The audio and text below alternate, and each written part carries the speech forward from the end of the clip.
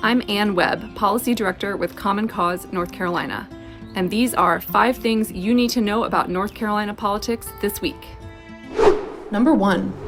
There was lots of drama in D.C. this week with the ouster of U.S. House Speaker Kevin McCarthy and North Carolina Congressman Patrick McHenry stepping into the role as interim speaker. Meanwhile, in Raleigh, behind closed doors, a handful of powerful legislators are crafting new congressional and legislative voting maps that they could soon impose on the people of North Carolina. How those voting maps are drawn will have huge consequences for our elections and our state's priorities for the years to come. Exactly when the public will get to see those new voting districts has not been revealed, but is expected sometime this month. This round of redistricting and possible gerrymandering has thus far been a total failure of transparency, with the public kept in the dark while politicians draw new maps in secret. Visit our site at fairmapsnc.org to learn more and tell state legislators what you want from the redistricting process, including what fair districts should look like for your community and the people of North Carolina. Number 2.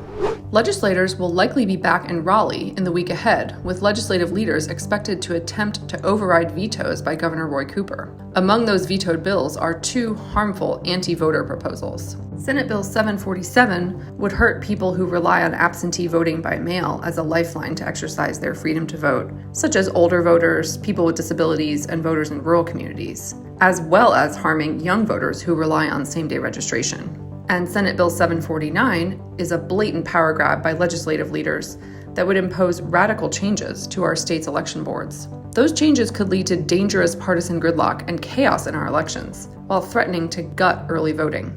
We continue to urge the legislature to reject these anti-voter bills. Number 3. North Carolina's controversial and long-delayed state budget officially went into effect this week.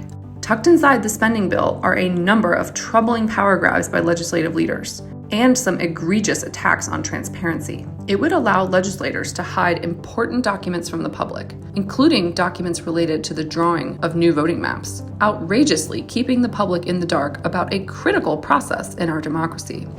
Number 4. With the arrival of fall, it's local election season for many towns and cities across North Carolina, and with it, the implementation of a new voter ID requirement. Learn more about this year's local elections and voter ID, and check your voter registration status at ncvoterguide.org. If your community has a local election this year, we encourage you to make your voice heard and go vote. Number 5. Our Unite NC Town Hall Tour rolled on this week, with events in Dare County, Orange County, and Robeson County. Residents shared their views on this year's legislative session and spoke out on issues that matter most in their community. We'll be in Asheville this upcoming Wednesday and Boone on Thursday. Learn more about the Unite NC Town Hall Tour and see more stops at ccnc.me/UniteNC. We hope you'll join us. Those were 5 things you need to know about North Carolina politics this week. Join us online anytime at commoncausenc.org.